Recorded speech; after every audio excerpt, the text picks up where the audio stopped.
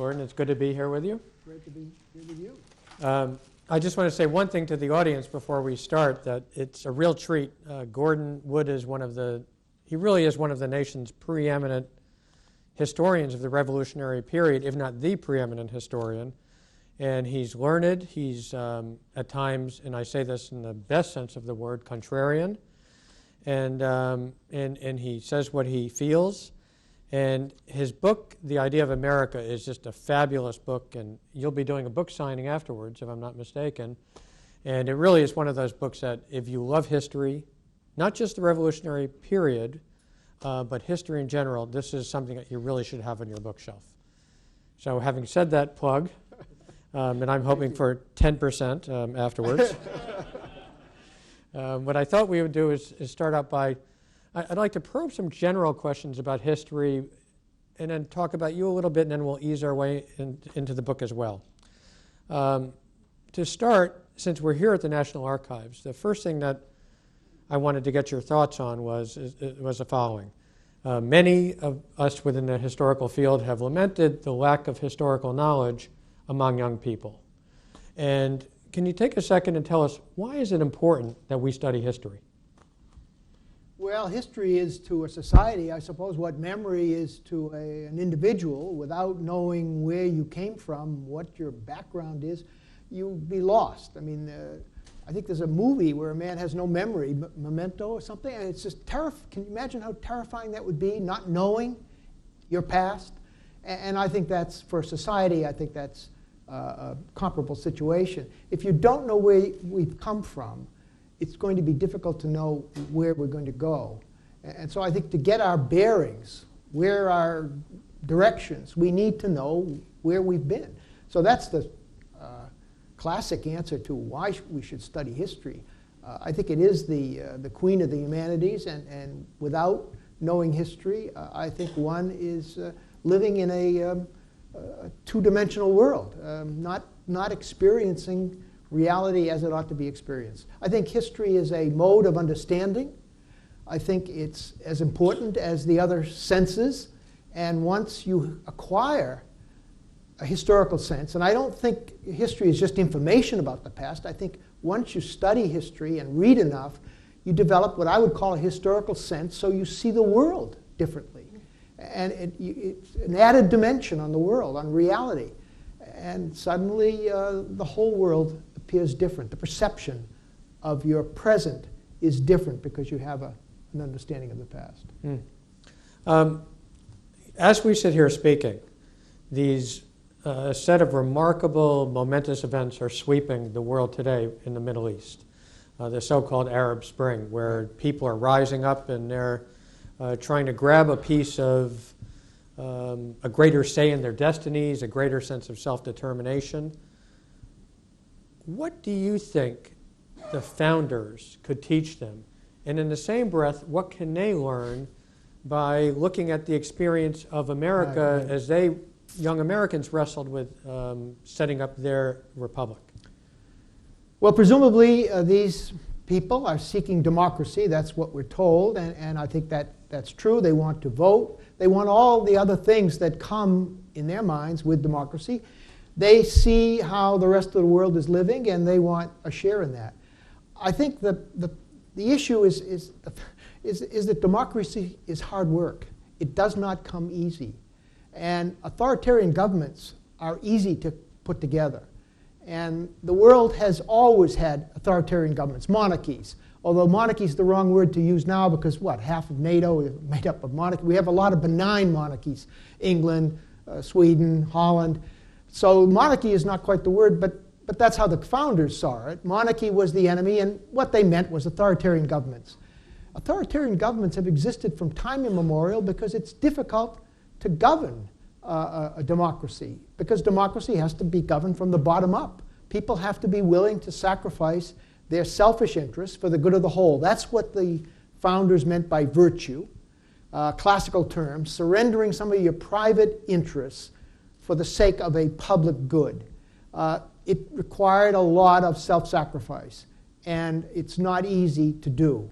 Montesquieu, who was the leading French philosopher of the 18th century, very much read by the by the founders said that democracy can exist only in small states because you can't build a consensus if you have a large, diverse population. That was a very, very important principle with which the founders had to confront when they were drawing up the federal Constitution. Because Montesquieu would not at all be surprised by what happened when Tito, for example, was removed. Authoritarian government was removed from Yugoslavia. Suddenly the Serbs and the other ethnic groups were at each other's throats in the Yugoslav area. So, or when the Soviet Union was removed, suddenly all of the various parts began fighting with one another. He would have said, of course, once you remove this authority from the top down, then these various ethnicities, these various differences are going to come to the fore. And they make democracy very difficult because people have to willingly surrender some of their selfish interests, and that's not easy to do. The founders would have been, and they became very pessimistic about the ability of other peoples to become democratic. They thought the French were following them 10 years later, and of course many French leaders thought so too. I mean, Lafayette, who was at the outset, was one of the leaders of the French Revolution in 1789, he sent the key to the Bastille being the prison, and of course Bastille Day in France is still, July 14th is still celebrated as the beginning of the French Revolution. He sent that key to George Washington, and it hangs today in Mount Vernon. That was his way of saying to Washington, you Americans are responsible for our revolution, and the Americans assumed that they were responsible. And they thought they were responsible for all the revolutions that took place in the 19th century, that somehow or other they were in the vanguard of history, spreading democracy around the world. But with the French Revolution spiraling into, as you've written about in your great book, A Great Upheaval, spiraling into tyranny, then they became pessimistic about the ability of other peoples to be like them, which gave us that notion, gave them that notion that they were exceptional. The exceptionalism theme, which is very controversial, is in comparison with Europe. But the hope, the dream that other peoples would follow us has always been there, and that is one of the articles, or one of the essays, my last essay in the book is why America wants to spread democracy around the world. We wanted to do that from the very beginning. Not necessarily sending troops, but by example, by showing the world that we could do that. And that's what Lincoln was all about in his mobilizing the North for the Civil War, the last best hope, that could we survive? Because the world was already back monarchical. Napoleon III was in the throne, the new empire in France. There were no democracies left. And so Lincoln was appealing to that dream that we had to keep the hope alive. So I think that's been a part of our history from the beginning.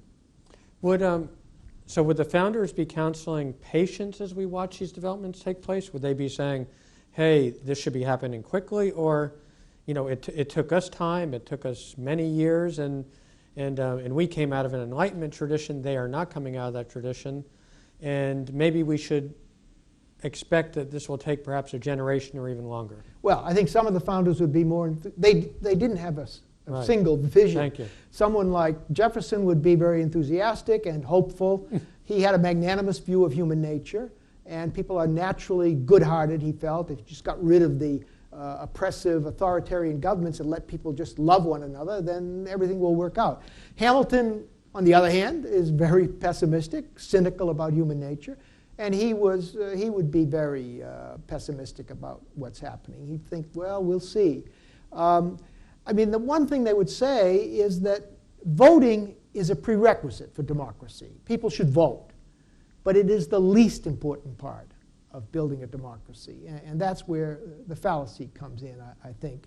Americans tend to think that voting by itself can solve a problem, when in fact you need a civic society, you need all of those institutions which make up our civic society, that make us governable, if you will, and make us work, makes our system work. All of those little things like Rotary clubs, religious groups, bowling leagues, anything that ties people together and makes their world more complicated than simply you as an individual and the state.